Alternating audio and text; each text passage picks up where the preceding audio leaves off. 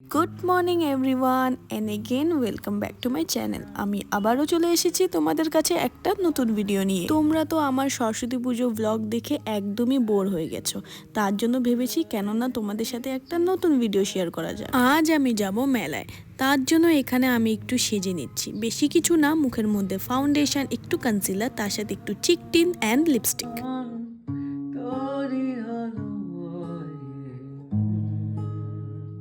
আজ আমাদের এখানে বৈশাখী মেলা বসেছে। এই মেলাটি বীভৎস বড়, এর আগে এরম মেলা কোনো দিনই বসেনি। এই মেলায় না একটি নতুন জিনিস এসেছে, কি বলতো বন্ধুরা, রাশিয়ান জলপরি। এবার মেলায় গিয়েই দেখতে পারবো যে এটা আদেও রাশিয়ান জলপরি কিনা। এর তো আমার কিন্তু এখানে মেকআপ হয়ে গেছে, চলো এবার টুক করে ওয়াচ পরা যাক, তার সাথে তোমাদেরকে আজকের আমার এই আউটফিটটা দেখানো যাক। মেলায় ঢুকে দেখি মেলায় বীভৎস গরম এবং ভিড়। এবার আমি যেই দিন মেলায় গেছিলাম সেদিন ছিল সানডে, আর সানডে মানে তো বুঝতেই পারছো ভিড় তো হবেই। দেখেছো বন্ধুরা কত কত মানুষ এসেছে এই মেলায়। যাই হোক, মেলায় যেতে যেতে দেখি একটা দোকানে অনেক অক্সিডাইজড জুয়েলারি, তার সাথে উডেন আইটেমস বিক্রি হচ্ছিল।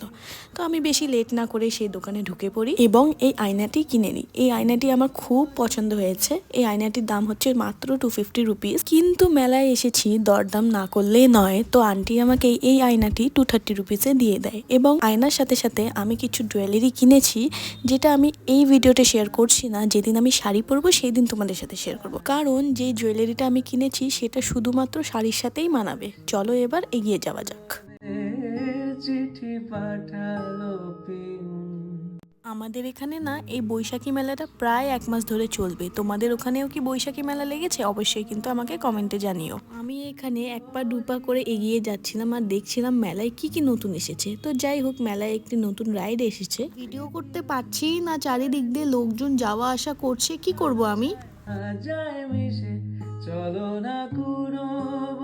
খুব জোরে খিদে পেয়েছে আর মেলায় ঢুকেছি, কিছু না খেলেই নয়। চলো একটি ভালো জায়গার থেকে কিছু খাওয়া যাক। আমার না চাউমিন খেতে খুব ইচ্ছে করছিল, তার জন্য আমি এই পাশ থেকে ওই পাশ, ওই পাশ থেকে এই পাশ ঘোরাঘুরি করছিলাম। বাট আমি চাউমিনের দোকান তো খুঁজেই পাচ্ছিলাম না। তার অনেকক্ষণ বাদে আমি একটা চাউমিনের দোকান পেয়েছি, বাট ভেজ। সেখানে চিকেনের কোনো আইটেমই ছিল না। অবশ্যই এখানে এগরোল রান্না হচ্ছিল, কিন্তু ওরা চাইলেও তো চিকেনের আইটেমটাও রাখতে পারতো।